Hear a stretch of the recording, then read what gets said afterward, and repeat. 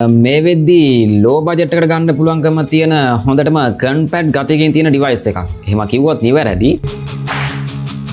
ඒ වගේම තමයි mid Range device එකක සාමාන්‍ය කැමරා ක්වොලිටි අතින් ගත්තොත් ඔයාලට ඒ හා සමානම කැමරා ක්වොලිටි එකකින් යුක්ත ඩිවයිස් එකක් තමයි. ඉතින් මේ ඩිවයිස් එක ඔයාලට බජට් එකට එහෙම නැත්නම් ලෝ බජට් එකට ගන්න පුළුවන්කම තියෙන ඩිවයිස් එකක් වන Google Pixel 3 ස්මාර්ට්ෆෝන් එක.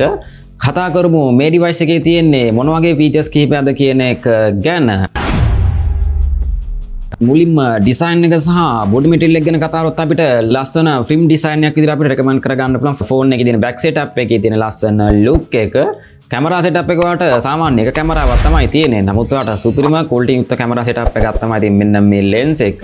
ඒ වගේම තමයි ඔයාලට ෆ්ලෑෂ් ලයිට් එකත් බලා ගන්න පුළුවන්කම තියෙනවා. ඊට අමතරව ඔයාලට සෙකන්ඩරි මයික්‍රොෆෝන් එකකින් ඔයාලට මේ ෆෝන් එකට තියෙන සයිඩ් එකේ ඩිසයින් එක ඔයාලට ටූ ටෝන් වලින් එහෙම නැත්නම් ඔයාලට ඩිසයින් දෙකකින් යුක්ත වගේ තමයි බලා ගන්න පුළුවන්කම තියෙන්නේ. ආසන්න වශයෙන් අපිට බෑක් සෙටප් එක තියෙන්නේ ග්ලාස් බෑක් සයිඩ් එකක්. ඒ වගේම තමයි ඔයාලට ඇලුමිනියම් ෆ්‍රේම් එකක් තමයි තියෙන්නේ. එතකොට බෑක් සයිඩ් එක ඔයාලට මේ ටූ ටෝන් වලින් ගැන කතා කරත් ඔයාලට උඩම සයිඩ් එකේ සාමාන්‍ය කැමරා සෙටප් එකේ තියෙන සයිඩ් එක ඔයාලට ග්ලොසි ෆිනික් ඩිසයින් එකක් තමයි මේ ෆෝන් එකෙන් තියෙන්නේ. ඒ වගේම තමයි කැමරාවේ පල්ලෙහා සෙටප් එක ඔයාලට මැට් ෆිනික් ලුක් එකක් සහිතව සෙටප් එකක් තමයි එහෙම නැත්නම් ඩිසයින් එකක් තමයි තියෙන්නේ. Google logo එක අපිට normally බලා ගන්න පුළුවන්. එතකොට protection වගේ දේවල් ගැන කතා කරත් ඔයාලට Gorilla Glass 5 protection එක අපිට back side එක ආවරණය විදියට දීලා තියෙනවා. gram ගැන කතා කරත් ඔයාලට gram 148ක වගේ යුක්ත බරක් තමයි ෆෝන් එකට තියෙන ගොඩක්ම බර අඩු device එකක්. frame thickness එක ඔයාලට millimeter 7.9ක thickness එකක් තමයි තියෙන්නේ.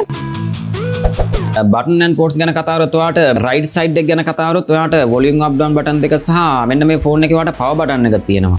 power button එක ගැන කතා කරොත් ඔයාලට colors 3කින් මෙන්න මේ device එක එනවා. colors 3ටම ඔයාලට power button එකත් colors 3කින් තමයි අපිට බලා ගන්න පුළුවන්කම තියෙන්නේ. ඒ වගේම තමයි left side එකේ නම් කිසිම දෙයක් නැහැ. top side එකේ ඔයාලට microphone එක බලා ගන්න පුළුවන්.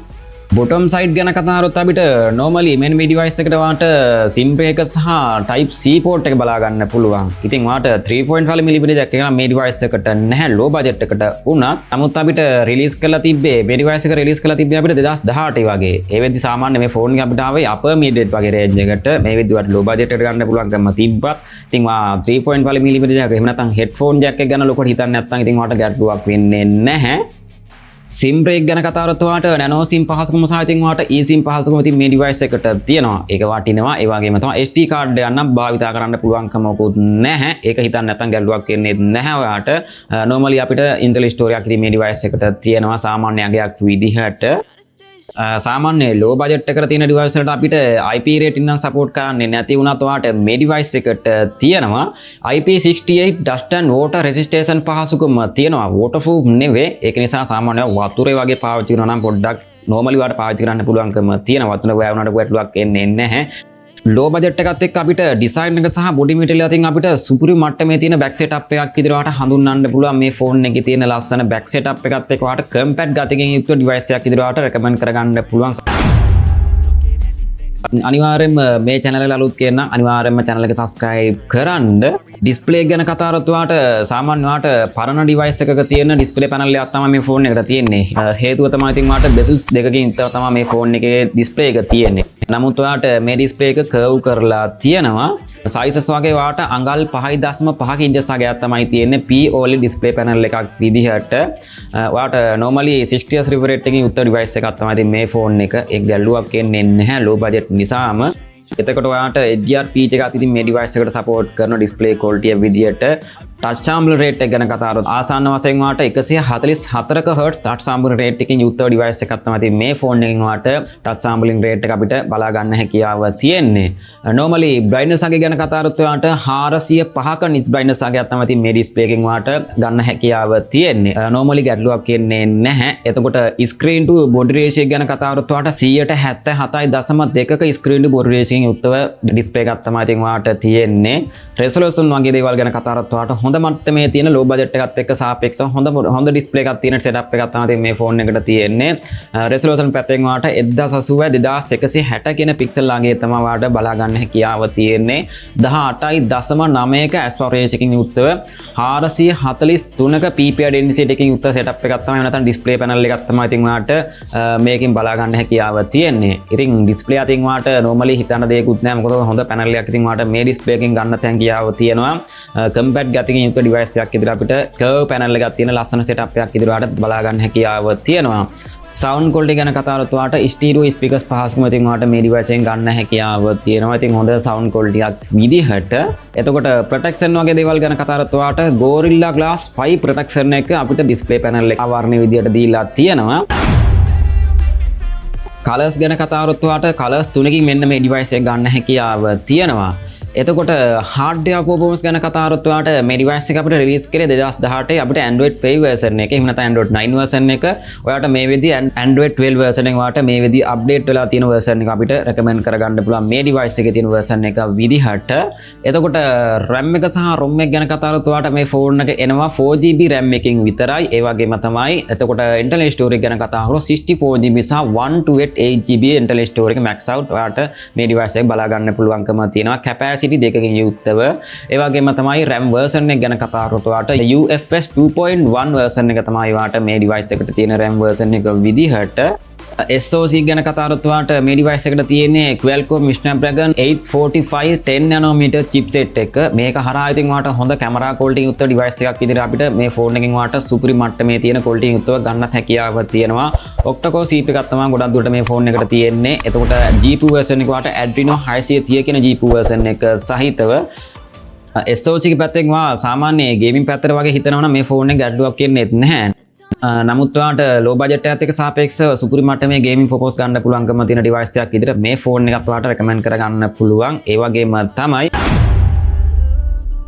display අතින් ඔයාලට all round display පහසුකම අතින් මේ device එකට තියෙනවා. camera setup එක ගැන කතා කරත් ඔයාලට phone එකේ back side එකේ අපිට camera setup එක බලා ගන්න පුළුවන්කම තියෙන single camera setup එකක් විදිහට 12.2 megapixel f1. එහෙම නැත්නම් aperture එක වාට f1.8 වලින් 28mm wide lens එකක් තමයි තින් වාට මේ phone එකට තියෙන්නේ. වාට dual flash light එකකින් යුක්තව තමයි බලා ගන්න හැකියාව තියෙන්නේ. camera setup එක ගැන කතා කරත් වාට ආසන්න වශයෙන් වාට iPhone 7 Plus එකටත් වඩා හොඳ portrait image එකක් capture කරගැනීම හැකියාව මේ device එකට තියෙනවා camera setup එකෙන්. dual pixel auto focus සහ face direction auto focus සහ ඔයාලට මේ device එකට OIS පහසුකම ඔයාලට මේ device එකට තියෙනවා. එතකොට ඔයාලට normally හිතන්න පුළුවන් මොන වගේ quality යුක්ත device එකක්ද මේ phone එකේ තියෙන camera setup එකේ තියෙන quality එක කොහොමද කියන එක ගැන. ආසන්න වශයෙන් වාට iPhone X එකත් එක්ක සංසන්දනය කරන්න පුළුවන්කම තියෙන හොඳ camera quality යුක්ත device එකක් විදිහට මේ device එකේ තියෙන camera quality වාට recommend කරගන්න පුළුවන්. එතකොට හිතන්න පුළුවන් වාට මේ device එක low budget එකත් එක්ක සාමාන්‍ය price range එක රුපියල් 40000ට අඩුවේ මේ phone එක වාට වටිනවද නැද්ද කියන එක ගැන ඇත්තටම හිතන්න පුළුවන්. මේ device එකේ තියෙන night mode එකත් එක්ක වාට compare කරන්න පුළුවන්කම තියෙන device එක තමයි iPhone X එකත් එක්ක සාපේක්ෂව. video quality ගැන කතා කරත් වාට 4K 30fps දක්වා maximum quality යුක්ත වාට බලා ගන්න පුළුවන්. තව normally අපිට 180p 30fps 60fps වගේ quality වාට මේ device එකට තියෙන හොඳම camera quality එකක් තියෙන device එකක් විදිහට. ඒ වගේම තමයි වාට selfie cam එක ගැන කතා කරොත් වාට dual camera setup එක තමයි selfie cam එක නුත් තියෙන්නේ. ඇත්තටම කියනවා නම් ඒක ගොඩක් වටිනවනේ. වාට megapixel 8ක frame rate එක වාට f1.8 වලින් 28mm wide lens එකක් තමයි තියෙන්නේ. ඒ වගේම තමයි anil lens එක megapixel 8ක f2.2 19mm වාට ultra wide lens එකක් තමයි ඉතින් වාට බලා ගන්න හැකියාව තියෙන.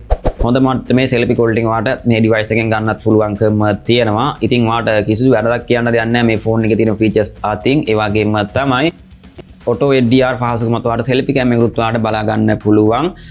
video recording ගැන කතා කරොත් වාට 180p 30fps දක්වා සාමාන්‍ය maximum quality එකකින් උත් වාට බලා ගන්න හැකියාව තියෙනවා. ඉතින් වාට හොඳ camera quality එකක් උත්ව setup එකක් ඉදිරිය වාට මේ price range එක සාමාන්‍ය budget range එක low budget වගේ range එකකට එක්ක හොඳම camera setup එක තියෙන device එක ඉදිරිය වාට මේ Google Pixel 3 series එකේ තියෙන camera setup එක වාට හඳුන්වන්න පුළුවන්.